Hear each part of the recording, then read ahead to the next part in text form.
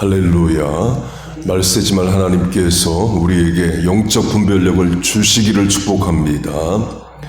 계속해서 본문의 말세를 중심으로 미혹, 디셉션, 용의 말을 하는 자라는 제목으로 말씀을 전하겠습니다. 마태복음 24장이 종말장입니다. 제자들이 예수님에게 세상 끝, the end of the world를 묻습니다. 일반 유대인들도 이 세상에 끝이 있다를 인식하고 살았다는 거죠. 어부요 세리들인 제자들이 예수님에게 세상 끝을 물었다라는 것은 유대인들이 세상이 끝난다를 생각하고 살았다를 말합니다. 예수님도 바로 세상 끝의 징조를 말씀해 주십니다. 신학적으로 하면 창세기에서 the beginning, 시작을 하신 하나님이 the end, 끝을 내시는 날이 옵니다. 그렇게 제자들이 세상의 끝에 징조를 묻습니다. 예수님 여러 답을 해주십니다. 강조점 중 하나는 미혹, 디셉션, 속임입니다. 미혹을 4번 말씀하십니다. 많은 사람들이 내 이름으로 와서 자기가 그리스도라고 미혹한다 말씀하십니다.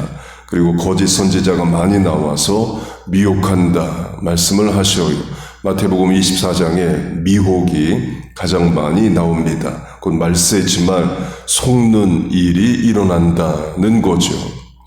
계시록을 보면 예수님이 어린 양이시다가 20번 이상 반복됩니다. 그런데 계시록 13장을 보면 어린 양 같은 짐승이 나옵니다. A beast like a lamb이 나와요. 어린 양처럼 보이지만 어린 양이 아니다는 거죠. 마태복음 24장으로 하면 거짓 선지자, 그리스도라고 말하지만 그리스도가 아닌 것과 같습니다. 2000년 교회 역사에 많았고 지금도 있습니다. 한국으로 하면 작년에 종교인도 아닌 그냥 일반 한국 남자가 유튜브에서 글쓰기 강사하다가 어느 날 자기가 재림 예수라고 주장을 했습니다. 말도 안 되는 이야기인데 더 말이 안 되는 것은 신도를 모아서 3억 원 헌금을 받았다 이런 말을 했습니다. 지금도 거짓 선지자들이 있고 거기에 속는 사람들이 있습니다. 계시록 13장을 보면 바다에서 짐승이 올라오는데 뿔이 10개고 머리가 7개인 짐승이 나옵니다. 몸통은 표범, 다리는 곰, 얼굴은 사자입니다. 다 무서운 짐승이죠. 거기다가 뿔이 10개가 나 있고 얼굴이 7개나 있습니다. 괴물인 겁니다. 그렇게 바다에서 짐승이 올라옵니다. 그리고 땅에서도 짐승이 올라와요. 그 땅에서 올라온 짐승은 어린 양 같은 짐승입니다. 곧 두 짐승이 올라옵니다. 하나는 바다에서 생김새부터가 괴물 같고 마귀 같고 무섭습니다. 표범, 곰, 사자 합쳐놓은 거에 뿔 10개, 머리 7개면 괴물이고 두렵죠. 반면에 생김새가 곱고 공격적이지 않은 짐승이 있습니다. 어린 양 같은 짐승입니다.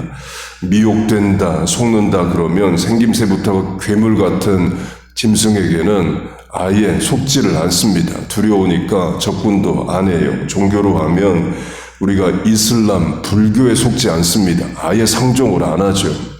그런데 어린 양 같은으로 한자어로 하면 사이비, 같아 보이는데 아닐비로 유사한 것에 우리가 속습니다. 바꿔 말하면 이단입니다.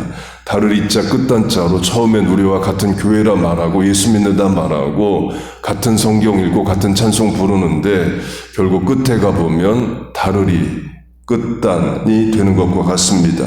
어린 양처럼 보일 뿐이지 어린 양이 아니라 이에요. 계시록이 그걸 말합니다. 어린 양처럼 보이는데 용의 말을 한다 말합니다. 용은 마귀입니다. 큰 용이 내쫓기니 옛뱀 곧 마귀라고도 하고 사탄이라고도 하며 겉모습은 어린 양 같은데 입 열면 하는 말 들어보면 마귀 말만 하는 이단 사이비, 거짓 선지자, 적그리스도, 미혹하는 자라는 겁니다. 2000년 교회 역사에 부지기수고 지금도 많습니다. 우리가 개신교 프로테스탄트 처치인데요. 16세기 로마 교황청의 잘못을 비판하면서 만들어진 교회입니다. 세교회이에요. 그래서 천주교를 올드 처치라고도 부릅니다. 그러니까 물론 천주교는 또 그렇게 말 안 하죠. 천주교는 개신교 인정 안 합니다. separated brethren, 갈라진 형제로 불러요. 그 말은 church, 교회는 아니다 이에요. 가톨릭은 교회 안에만 구원이 있다 가르칩니다. 그런데 개신교는 교회가 아닙니다. 구원이 없다는 거죠. 그럼 개신교에 왜 구원이 없냐? 교황청의 명령을 따르지 않아서 이렇게 말을 합니다. 그렇게 개신교가 천주교를 부정하고 생겨날 때 대표 신학자가 독일인 마틴 루터입니다. 대표 종교개혁자이죠. 루터가 많은 책을 씁니다. 그 책 중에서 교황을 적그리스도라고 말하는 책들 많습니다. 다른 종교개혁자인 프랑스인 존 칼빈, 영국 종교개혁자인 존 낙스 모두 그 시대 교황을 다 적그리스도라고 불렀습니다. 교황들 다 나이 많고 체격도 공격적이지 않고 작고 다 인자하고 좋은 말만 하죠. 사랑, 평화, 박애 이런 말 합니다. 양 같은이라고 할 수 있습니다. 그런데 입 열면 용처럼 말하는 교황들 있습니다. 21세기로 하면 프란체스코 교황이 2015년에 예수 안 믿어도 착하게 살면 천국 갈 수 있다 이런 말해서 논란이 됐습니다. 불신자, 무신론자, 또 타종교인들, 일반 사람들 좋아할 만한 말이죠. 역시 교황 인자해 이렇게 말할 수 있습니다. 사람 듣기 좋은 말 하지만 결국엔 용의 말을 하는 겁니다. 예수 믿지 않아도 된다는 거죠. 하버드 대학이 있습니다. 청교도 목사인 존 하버드가 청교도 목사 양성을 위해서 학교를 세웁니다. 그게 세계 최고 대학이 되어 있죠. 청교도 신학은 칼빈 신학으로 바꾸어 말하면 개혁 신학, Reformed Theology입니다. 그런데 하버드가 유니테리안 신학에 점령된 지 오래입니다. 19세기 초반부터 그랬다고 말합니다. 하버드 유니테리안 검색해보면 나옵니다. 우리가 사는 버긴 카운티에도 유니테리안 교회 3개 있습니다. 유니테리안 신학은 하나님만 하나님이시고 예수님은 하나님이 아니다. 그러니까 뛰어난 사람이다 라고 가르칩니다. 유대교 비슷하죠. 유대교도 예수님 하나님으로 인정 안 합니다. 예수님을 하나님으로 인정 안 하는데 이름은 교회이에요. 그리고 하나님의 사랑을 강조합니다. 그러면서 사랑의 하나님이 사람을 지옥에 보낼 수 없다 이렇게 가르칩니다. 역시 세상 사람들 좋아할 만한 말이죠. 그게 용의 말인 겁니다. 교회라는 이름을 뒤집어 쓴 어린 양 같은 짐승이 입을 열면 하는 말은 마귀의 말, 용의 말을 하는 거예요. 코네티컷주에 하트포드 신학교가 있습니다. 지금은 유니버시티로 이름을 바꿨는데 오랫동안 신학교였어요.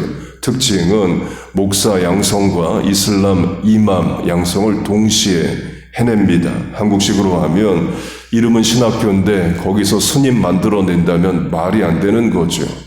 그런 게 어린 양 같은 모습인데 용의 말을 하는 겁니다.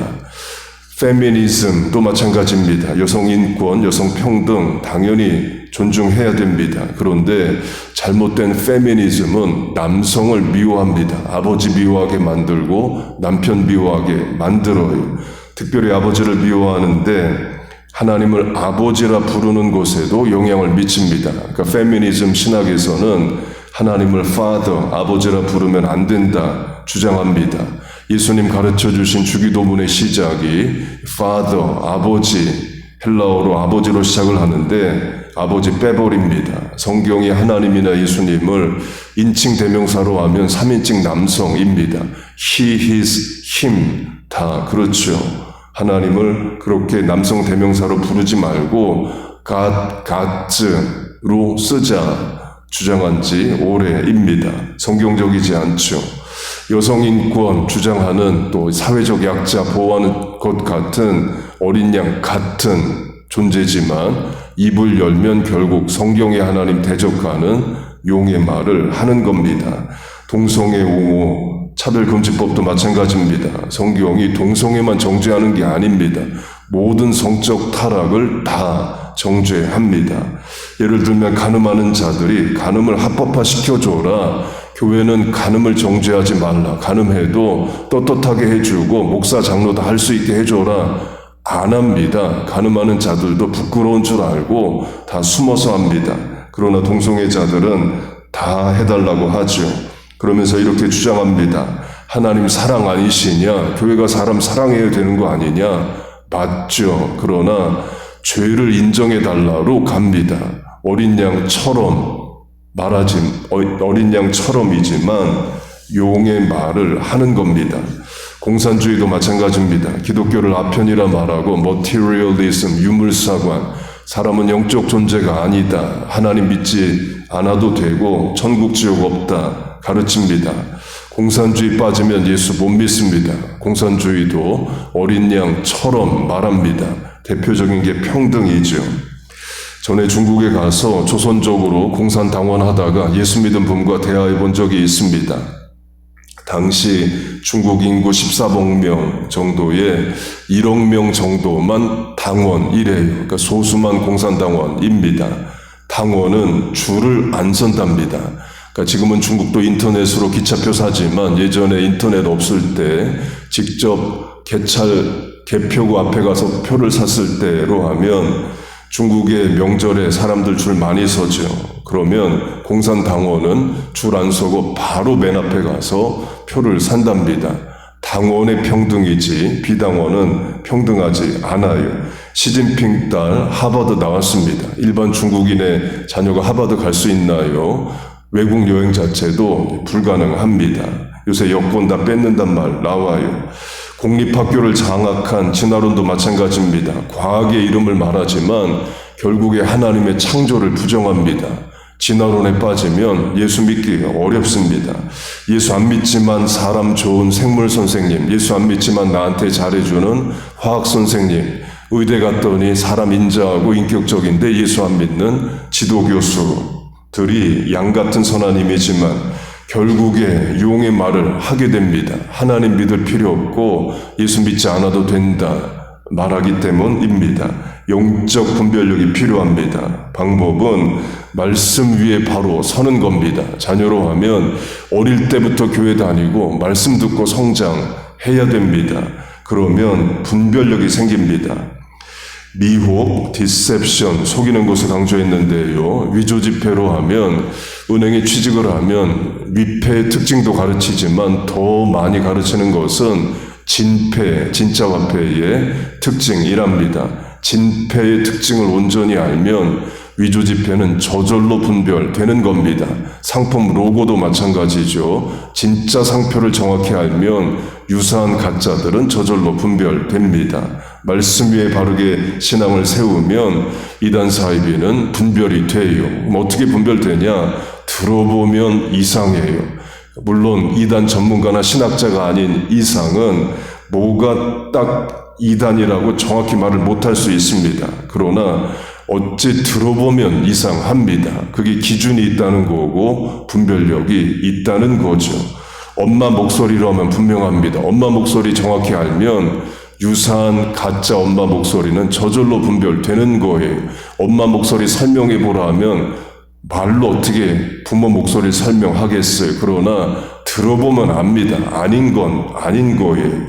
예수님 말씀하십니다. 뱀처럼 지혜롭고 비둘기처럼 순결하라. 비둘기처럼 순결하기만 하면 안 되고 뱀의 지혜를 간파하는 지혜를 가져야 속지 않는다를 강조하십니다. 그 분별력은 하나님의 말씀에서 나옵니다. 잠언 2장 여호와는 지혜를 주시며 지식과 명철을 그 입에서 내심이요. 하나님 입에서 나온 건 말씀이죠. 말씀이 지식, 명철, 지혜, 분별력을 준다입니다. 성경 많이 읽고 말씀 묵상하고 암송하고 설교 잘 듣고 적용하고 살아가면 분별력이 생깁니다. 하나님께서 말세지 말 미혹의 시대에 우리 부모 자녀 영적 분별력을 주셔서 진리와 바른 신관 위에 서고 미혹된 것들 능히 분별해 나가며 살아가게 하시기를 주의 이름으로 축복하고 축원합니다. 아멘. 우리 주여 3번 부르고 같이 통성으로 기도하겠습니다. 주여, 주여, 주여. 하나님 아버지, 말씀 잊지 말을 살아갑니다. 우리에게 영적 분별력을 주시옵소서. 특별히 우리의 자녀들 세상 나가 이 말 저 말 많은 것 듣습니다. 하나님, 그때 말씀이라는 방패가 있어서 능히 악한 자의 화전을 이겨내고 용의 말을 하는 어린 양 같은 짐승들 능히 분별해내게 하여 주시옵소서. 능히 자기 믿음 지키는 자, 구원 지키는 자 되게 하여 주옵소서. 예배 잘 드리게 하시고 예배 때 은혜 받게 하시고 말씀 들을 때에 심령 소생하게 하여 주시옵소서. 하나님 아버지, 가족 지켜주시고 말씀의 울타리와 방패와 산성이 되어 주옵소서. 하나님 앞에 나와 기도할 때에 말씀이 주는 은혜와 능력이 있을 줄로 믿습니다. 그리고 예배 시간에 질병도 치유되게 하시고 문제와 갈등들도 해결되게 하여 주시옵소서. 전능하신 하나님 앞에 나왔습니다. 하나님만이 하실 수 있는 능력의 일을 행하여 주옵소서. 예수의 이름의 권세를 의지하여 믿습니다. 아버지 하나님을 의지합니다. 주여 우리를 도우시옵소서. 하나님 아버지, 이 아침의 간구에 응답하여 주시옵소서.